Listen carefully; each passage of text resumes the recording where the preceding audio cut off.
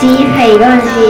最深刻，因為我哋執咗好多塊都係有，淨係真係好少錢，原來唔容易啊，係咪啊？係啊，我覺得咧，如果係真實要咁樣生活嘅話，就真係好難。關愛這一行，誰人病困孤單我們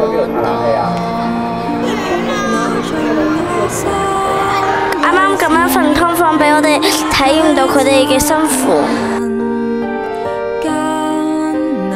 同埋佢哋需要面對嘅困難，要擺佢哋啲個人物質咧擺到好緊迫，同埋佢哋得一個活動空間嘅啫。